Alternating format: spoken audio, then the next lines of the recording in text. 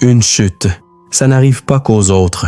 Et très souvent, ce n'est pas l'âge qui fait tomber, mais une petite habitude du quotidien que personne ne vous a jamais signalée.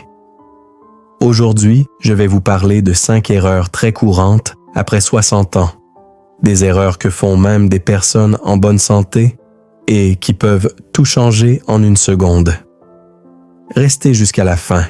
La dernière erreur est la plus dangereuse et pourtant la plus facile à corriger. Si vous avez plus de 60 ans ou si vous aimez quelqu'un qui les a, prenez une seconde pour liker cette vidéo et vous abonner.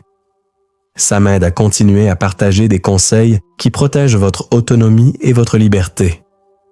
Beaucoup de personnes me disent « Moi, je vais bien, je ne tombe pas. » Et elles ont raison.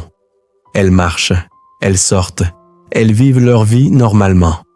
Mais ce que j'ai vu, encore et encore, c'est que la chute ne prévient pas. Un jour, ce n'est pas grand-chose.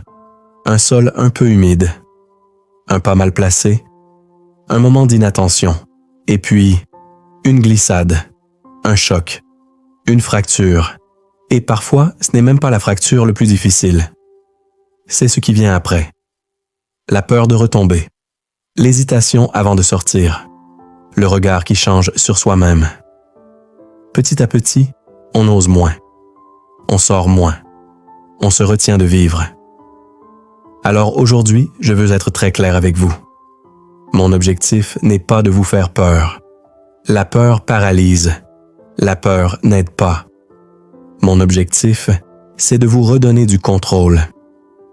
Vous montrer que beaucoup de chutes ne sont pas dues à l'âge, mais à des habitudes invisibles, des détails du quotidien sur lesquels vous pouvez agir. Parce que prévenir une chute, ce n'est pas accepter de vieillir. C'est choisir de rester libre. Erreur. Numéro 1. Croire que tomber, c'est normal avec l'âge. Non. Tomber n'est pas une fatalité après 60 ans. Quand on croit que c'est normal, on n'agit pas. Et quand on n'agit pas, le risque augmente. Vieillir, oui. Perdre l'équilibre sans rien faire, non. Erreur. Numéro 2. Moins bouger par peur de tomber, c'est un piège terrible.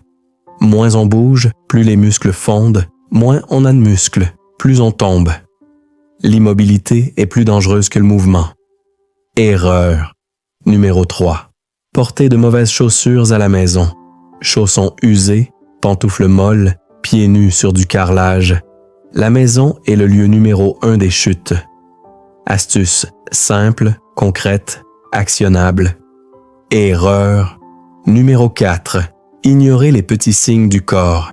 Étourdissement, vision floue, fatigue inhabituelle. Ce ne sont pas des détails, ce sont des signaux d'alerte. Écouter son corps, ce n'est pas être faible, c'est être intelligent. Erreur numéro 5. Ne pas adapter son environnement. Une lumière trop faible, un tapis mal placé, un objet au sol. Parfois, il suffit de ça.